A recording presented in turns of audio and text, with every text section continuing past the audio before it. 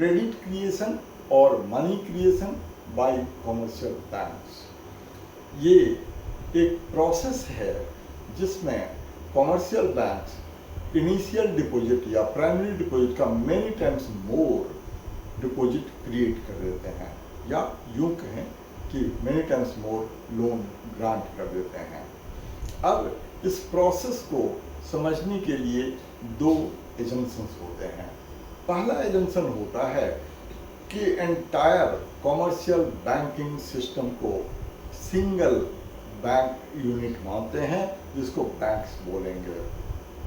Number 2, सारे transactions मतलब all receipts and payments are through commercial banks. और इसके दो कंडीशंस भी होते हैं।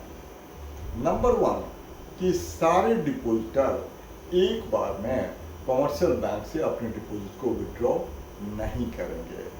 और सेकंड कंडीशन होता है कि कमर्शियल बैंक में डिपॉजिट का कंटिन्यूअस इनफ्लो बना रहना चाहिए।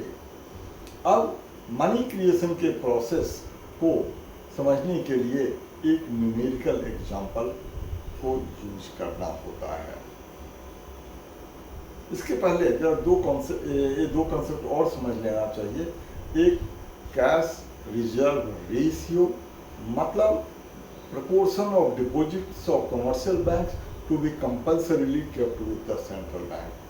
Number 2, statutory liquidity ratio मतलब proportion of deposits of commercial banks to be compulsory to be kept with themselves to maintain liquidity। और इस कैश रिजर्व रेशियो और स्टैट्यूटरी लिक्विडिटी रेशियो के टोटल को लीगल रिजर्व रेशियो कहते हैं। और इसके रेसिप्रोकल मतलब 1/LRR को मनी मल्टीप्लायर या क्रेडिट मल्टीप्लायर कहते हैं। और टोटल मनी क्रिएशन का फॉर्मूला होता है इनिशियल डिपॉजिट या प्राइमरी डिपॉजिट, जो कि कमर्शियल बैंक में पब्लिक से रिसीव होते हैं। अगर इनिशियल डिपॉजिट को मनी मल्टीप्लायर या क्रेडिट मल्टीप्लायर से मल्टीप्लाई कर देते हैं तो जो अमाउंट होता है वो टोटल डिपॉजिट होता है या टोटल लोन्स ग्रांटेड होता है।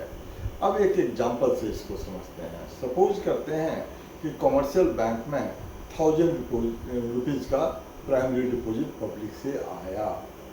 अब ये भी मान लेते हैं कि कैश रिजर्व रेशियो 10% का है और स्टैट्यूटरी लिक्विडिटी रेशियो भी 10% का है, मतलब लीगल रिजर्व रेशियो 20% का है। मतलब 1000 में से 200 रुपीज़ बैंक को अपने पास में रिजर्व में रखना होगा और आगे वो 800 का लोन दे सकता है।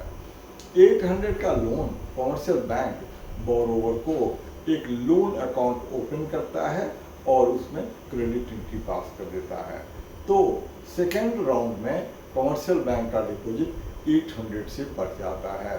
अगेन इस बार 800 का 20% बैंक रिजर्व में रखेगा और उसका 80% मतलब 640 रुपीज़ आगे लोन दे देगा।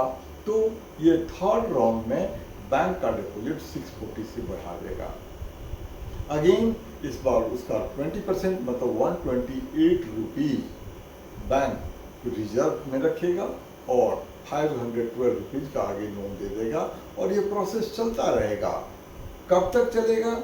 जब तक कि रिजर्व का टोटल इनिशियल डिपॉजिट के इक्वल ना हो जाए। तो फिर देखते हैं कि टोटल लोन्स ग्रांटेड जो होगा initial deposit into money multiplier. अब इनिशियल डिपॉजिट चूंकि 1000 रुपीज़ का है और मनी मल्टीप्लायर का मतलब 1 लीगल रिजर्व रेशियो मतलब 1/20 इंटू 100 मतलब 100/20 मतलब 5 times. That means total deposit will be 1000 into 5 minus equal to 500। यहाँ पर एक क्वेश्चन एग्जाम में ऑब्जेक्टिव टाइप में आता है कि वो अलग अलग LRR का वो रिजर्व रेशियो का परसेंटेज देते हैं और ये पूछते हैं कि additional loans granted initial deposit का कितना टाइम्स होगा।